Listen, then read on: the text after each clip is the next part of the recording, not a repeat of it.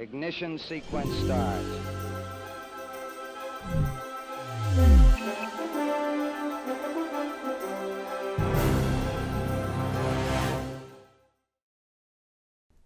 Good morning. This is a view of Mission Control Houston at NASA's Johnson Space Center. It's the place where a team of specialists is on duty around the clock for more than 20 years straight now, working with the astronauts and cosmonauts on the International Space Station to advance a worldwide mission of scientific discovery and space exploration.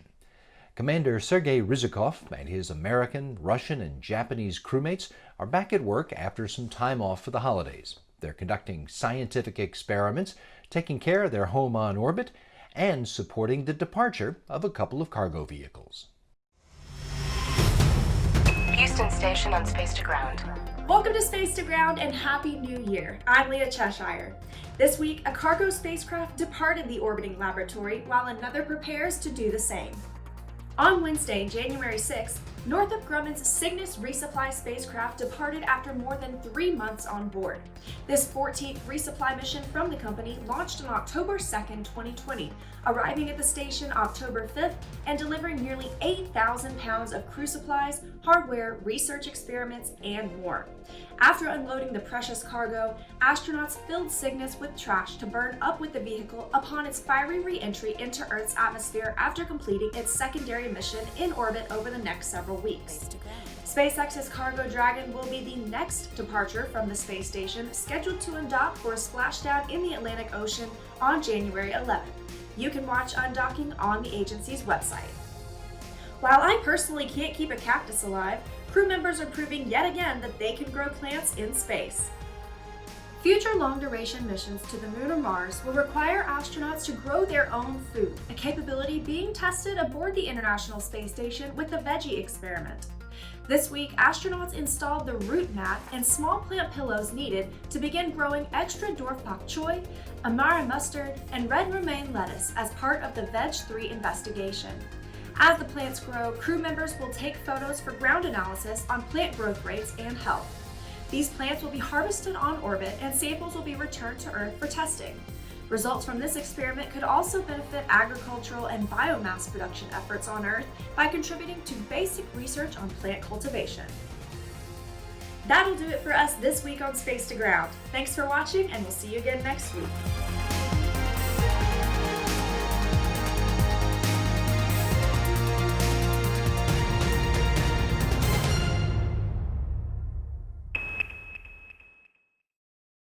In more than 20 years of continuous human presence on the International Space Station, more than 3,000 scientific experiments have been conducted. Just in 2020, that included everything from growing radishes in microgravity to capturing 360-degree video footage of life aboard the station to monitoring our planet.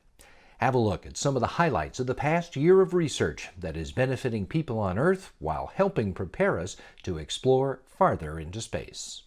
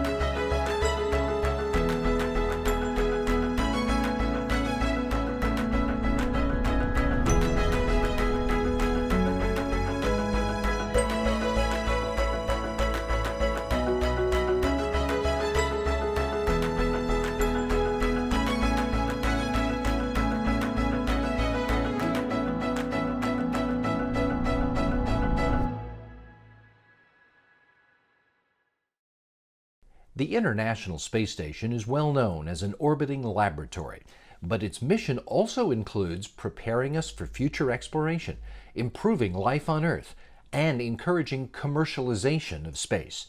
In that area, one of its great successes is a product called CubeSats.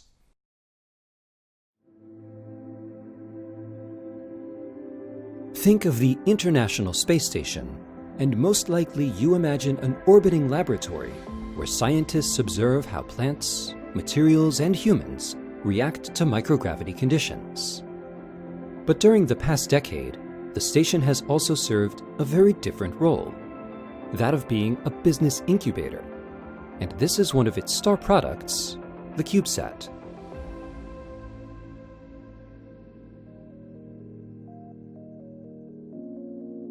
The CubeSat is one of many types of satellites now found in space. It is one of the smallest. One unit is a compact 10 by 10 by 10 centimeter cube and is commonly referred to as 1U. And it can be deployed for a fraction of what its larger cousins cost. Early small satellites launched from the station were literally thrown into space by Russian cosmonauts. In 2012, crew members began utilizing the airlock in the Japanese Kibo module to deploy up to 6U of CubeSats per airlock cycle. And not long after, the American company NanoRacks built and began operating an even more robust deployer on the station, capable of launching up to 48U per cycle. That changed everything. Mike Reed is the manager of Space Station Business and Economic Development at Johnson Space Center. He notes how one of NanoRacks' first customers, Planet, leveraged the new launch capabilities aboard the space station. Planet wanted to take high-resolution photos of Earth. While you can take pictures from the space station, your coverage is limited by the station's orbit. With multiple CubeSats, however, you can position them to cover almost any point on Earth. In a relatively short time, Planet deployed several generations of CubeSats from the space station, proving the viability of their technology approach and their business model. With these successes, Planet quickly expanded to an operational fleet of over 150 satellites deployed using commercial launch providers. This fleet gives them the ability to image the entire Earth's landmass every day. Planet's imagery is now in high demand by companies and governments who use this big data in the fields of agriculture, forestry and land use, mapping, and disaster response. Within a decade, the company has grown from a true startup to employing nearly 500 people. Multiple companies are now building small launch vehicles specifically to deploy CubeSats and other small satellites into low Earth orbit, for use in a variety of ways for companies as well as students and nonprofit organizations. CubeSats are being used to provide internet services to even the most remote regions of the planet. They're helping build better weather and climate models to improve weather forecasting. They're enabling text messaging for your phone around the globe, even without a cell signal. CubeSats are also leaving the planet. The first and second interplanetary CubeSats accompanied NASA's InSight lander on its recent mission to Mars, relaying data about the spacecraft as it entered the planet's atmosphere. Some CubeSat missions will serve as pathfinders to help map the way for the Artemis missions to the Moon, and 13 CubeSats will launch on the first mission, Artemis 1. Reed concludes with this observation. Today, more and more, a single large and expensive satellite is being replaced by one of the newest members of the satellite portfolio, a flock of small, less expensive, yet very powerful CubeSats. Affordable access to space has broadened the station's capabilities in a way that, frankly, was never envisioned. However, that access has enabled CubeSats to become a sustained commercial success, contributing significantly to the growing space marketplace. For more science and research from the International Space Station, go to www.nasa.gov/ISS-science. To discover more about the space on, around, and beyond our planet, visit science.nasa.gov.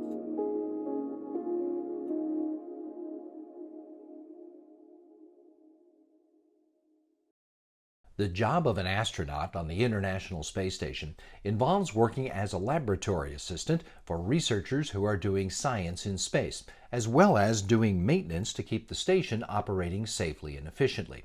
But they also have to keep themselves in good shape so they can do all that other work. In this demonstration video, astronaut Joe Acaba talks about the value of exercise in orbit.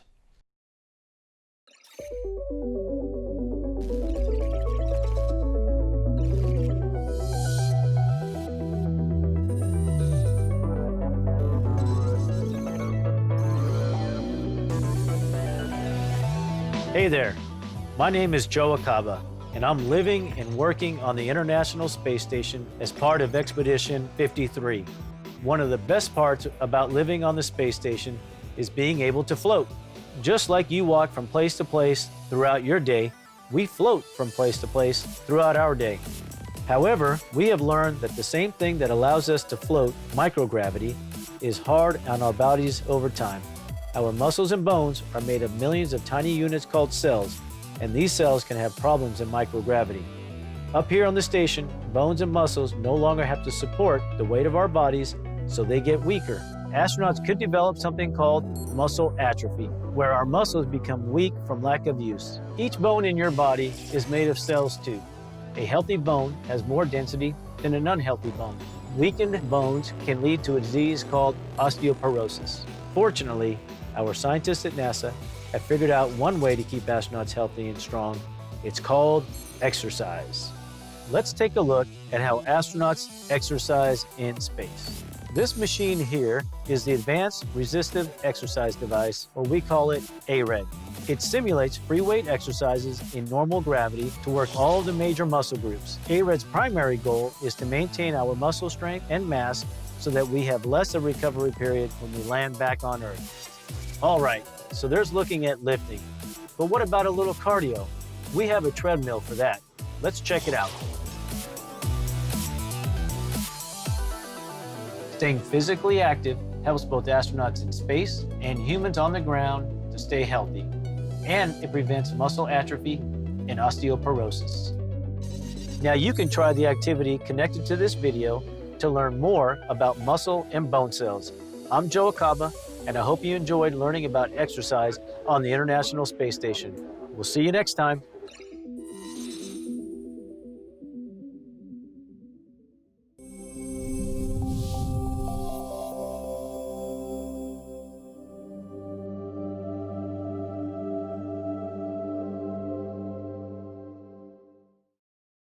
Four of these Expedition 64 crew members arrived at the station in November on the SpaceX Crew Dragon Resilience on what is the first operational mission of that commercial vehicle.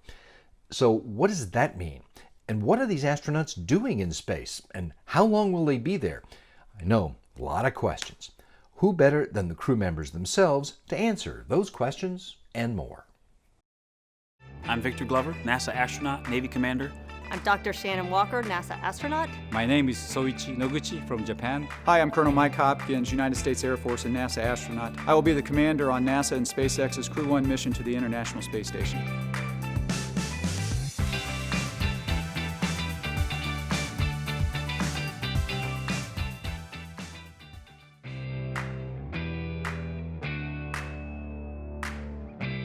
Crew 1 is the designator for the first operational mission of the SpaceX Crew Dragon. So it's a new vehicle. We are starting the phase where we are flying astronauts. NASA is flying astronauts to the International Space Station on commercial crew vehicles. We're going to go up and we're going to stay for the full long duration from 6 to 7 months long. And one thing that's very different about our flight versus Doug and Bob's is we'll have 4 people. How do 4 people live and operate on such a vehicle? We want to get our Crew Dragon spacecraft to the space station and home safely. Flying the spaceship is one piece. There's also the very important mission of being on the International Space Station. And of course, once I arrive on the space station, I'll be a board engineer and do lots of science and maintenance and spacewalks, robotics, all kinds of work. And then at the end of our mission, our stay on ISS, I'll command the vehicle and bring us back home and land, and then at that point it's all done. Well, actually, it's not all done. Once you get back from the mission, you have a long post-flight period. you know, you go through the day-to-day training, the day-to-day operations to get ready for it. There's the basic competencies, I guess, flying T-38s, the high-performance jet flying that we do, the NBL training, the diving in the full pressure suit, the space suit to train for spacewalks, robotics training, and I'm still taking Russian classes. The science payloads, and also the maintenance tasks, and also some of the assembly tasks remain on the space station. How to handle emergencies on the space station to how you fly the Crew Dragon spacecraft. We've been going out to SpaceX and working with them from a training standpoint as well as from a development and verification and testing standpoint. Also in many ways, having trained in spacecraft and for spaceflight all over the world, training is training and it's all about the same. You start off with theoretical work and then you move into the practical inside your spacecraft.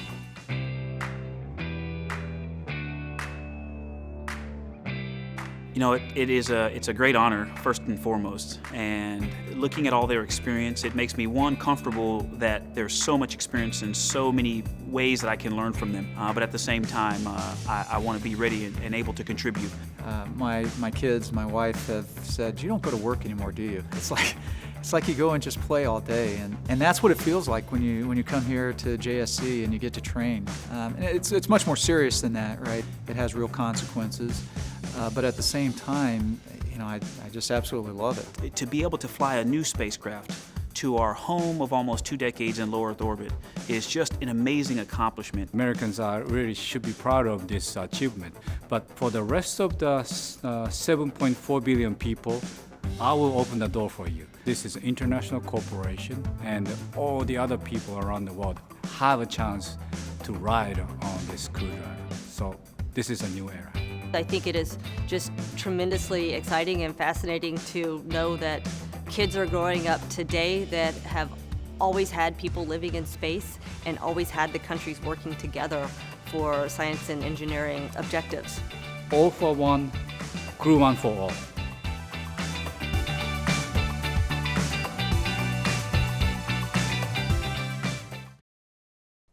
The men and women who live and work on the International Space Station take thousands of photographs of their home planet every year. Last month, we asked the folks at the Earth Science and Remote Sensing Unit at NASA's Johnson Space Center for a few of their favorite of those pictures from 2020. Behold, here are the top 20 from 20.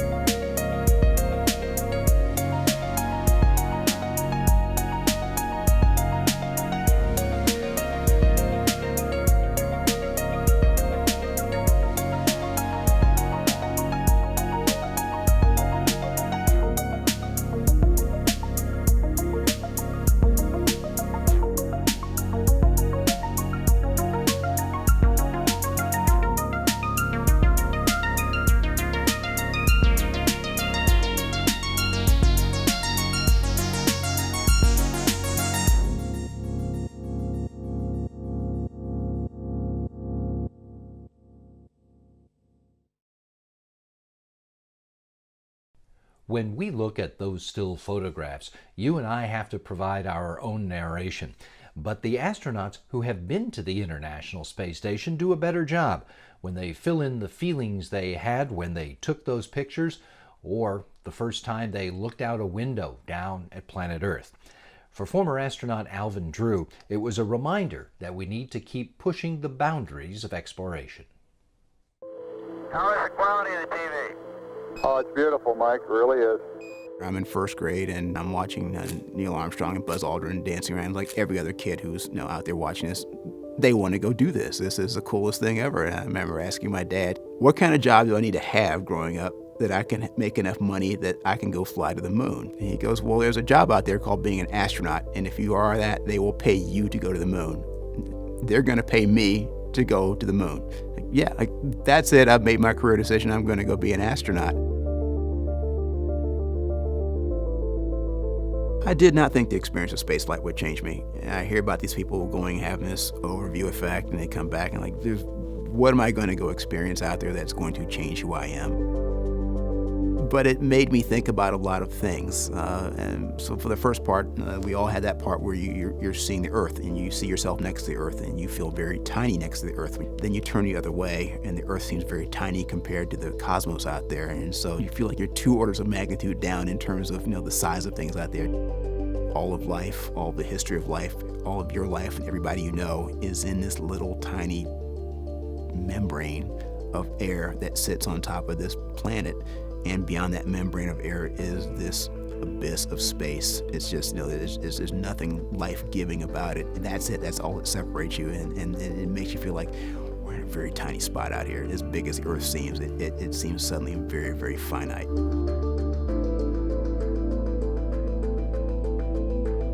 One of the things that got me one day, we had some time off, and I wanted to go get some pictures of items that had flown up for other people out there. And so I get out there and I crank open all the different panels on the cupola window, and just by dumb luck, we were flying down the spine of New Zealand. So you've got this emerald green island with all the mountains, and you've got the ocean out there as the backdrop for all these photos. And it almost made me forget to take the pictures because I was too busy gawking at New Zealand out of the cupola as we went over it. Going on my very first spacewalk, I looked down, and that was my first mistake because this was the Amazon rainforest beneath me. It's February, I guess it's summertime in the southern hemisphere, so I could see all the way down to the river itself and all the dark green lush jungles, the brown river and all the estuaries flowing into it. I can see this muddy delta going out into the Atlantic Ocean, and I could see the gray and snow-capped peaks of the Andes Mountains all out to the west. And so despite my best intentions, Mother Nature was saying, you will not ignore me, you must pay attention. And I'm just sitting there just gobsmacked looking at this thing and trying hard to tear myself away. Fortunately, my lead spacewalker, Steve, he just sat there and said, just take your time and take the scene, and you will never see something like this again, ever, so you might as well get the experience now.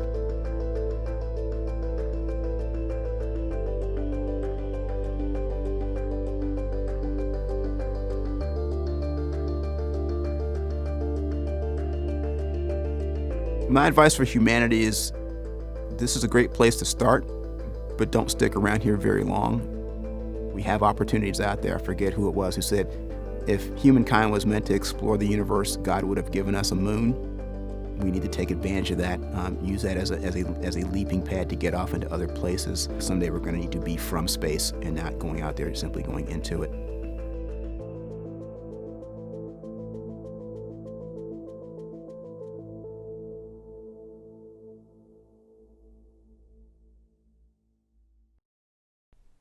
If you'd like to see much more of that, we have a half-hour special program available on YouTube now that showcases our astronauts' journey to the International Space Station as they explore the life-changing experience of an orbital perspective. Search for Down to Earth, the Astronaut's Perspective. Okay, time for one more quick one. Thanks to the COVID-19 virus, this past New Year's Eve was different for most people, and that includes most of the members of the International Space Station's Expedition 64 crew, who created their own version of a New Year's Eve tradition. Hello, Planet Earth. I'm NASA's Kate Rubens, along with my Expedition 64 crewmates aboard the International Space Station. We wanted to take a moment to wish all of you a very happy New Year. One of the most famous New Year's Eve traditions is watching the ball drop in Times Square in New York City. As many of us celebrate the New Year from home this year, we brought this famous tradition to space to share with you. Since you are in zero gravity, ours have a special twist. We hope this inspires you to celebrate in your own way. 3, 2, 1. Happy New Year!